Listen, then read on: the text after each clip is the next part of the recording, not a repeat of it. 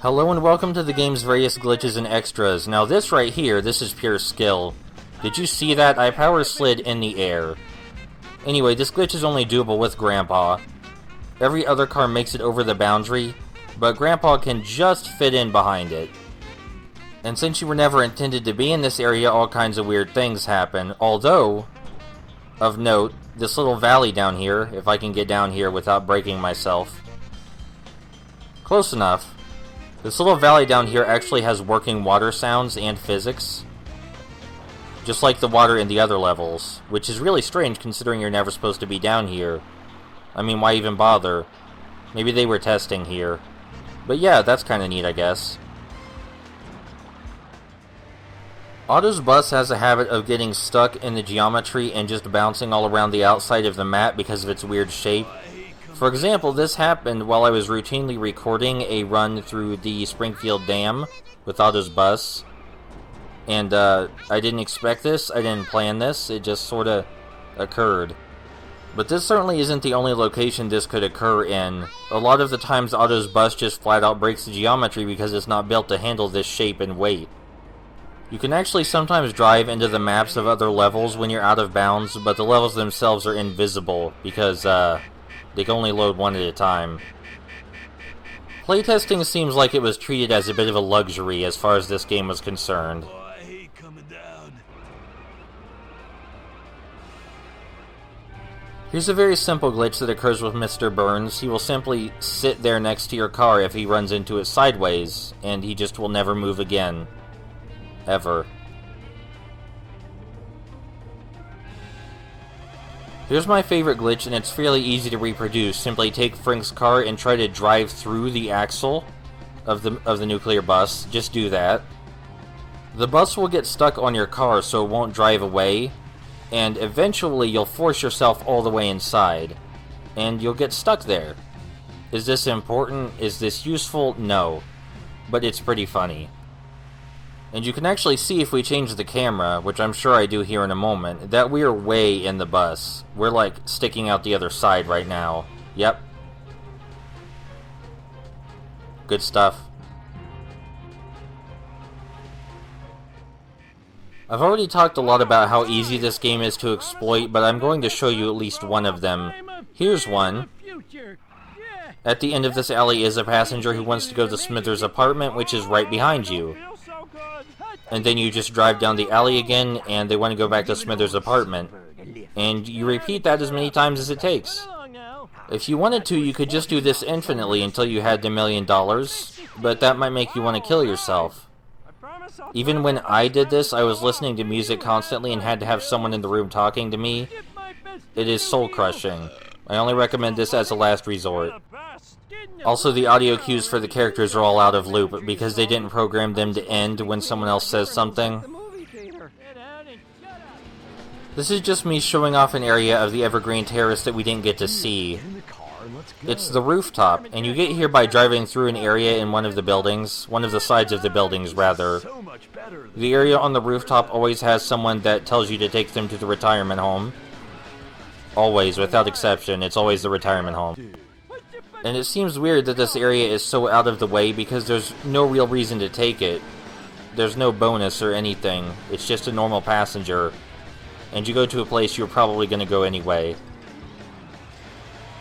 Another completely useless extra, but it is possible to do a perfect donut in reverse. And for some reason this really entertained me. It also demonstrates how goofy the handling of the cars is in comparison to more realistic driving games, but this one really isn't meant to be realistic. So you may have noticed in the character select screen there was a character slot in the bottom right that was a question mark. And you unlock that character by setting your PlayStation 2's calendar to a holiday. This is what happens when you set it to New Year's. You get New Year's Krusty. It works for virtually every holiday you could think of, but I'm not going to show all of them off because they're not that interesting, and this is, I mean, it's the normal gameplay just with a goofier car. You can see the front of Krusty's car here says 2002 on it, which holy shit is that a trip.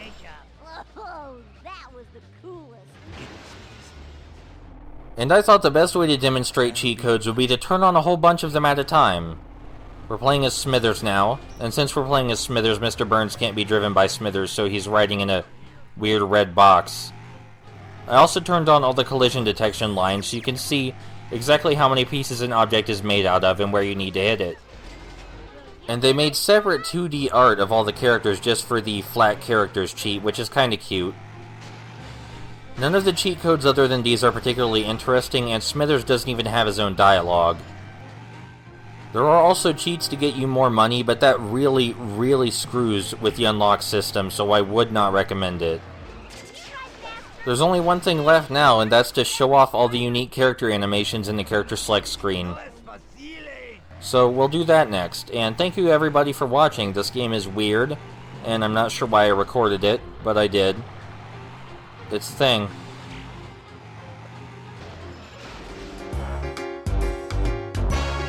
The sticker price is $82,000!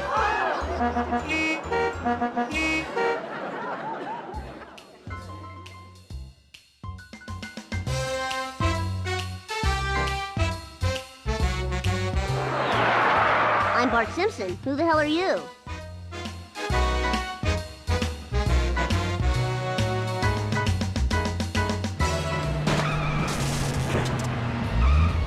Everyone better stay out of my way!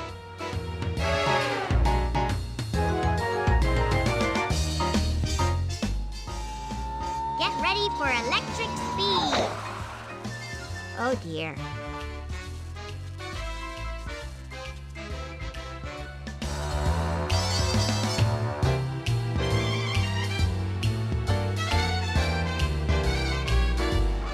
Yeah, you fucking finished.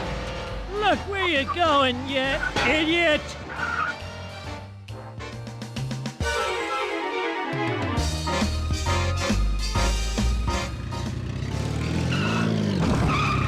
Get ready for some big Willie style.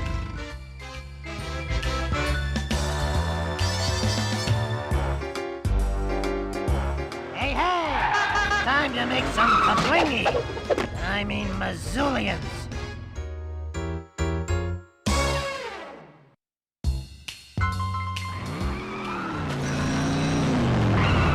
Driving this car is more dangerous than the night shift at the Quickie Mart. But what the heck?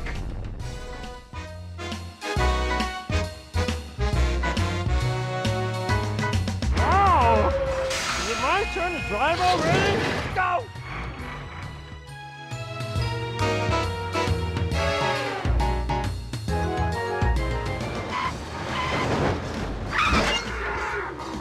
Vamoose, get out of here! Scram!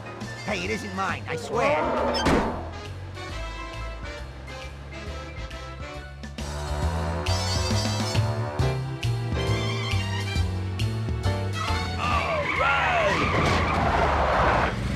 Alright!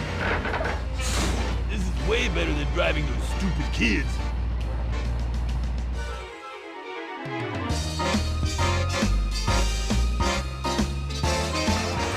Never fear, Chief Wiggum is around.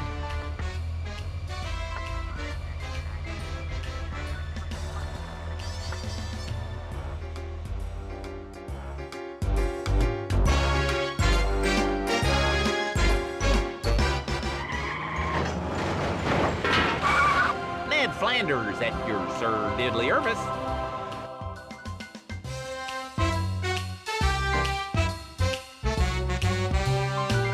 Mr. Plow, that's my name. That name again is Mr. Plow.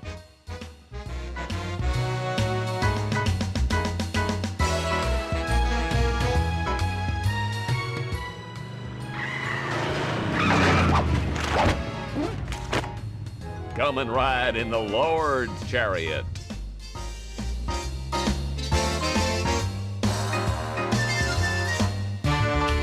Freeze, hairball! All right, let's go smash things.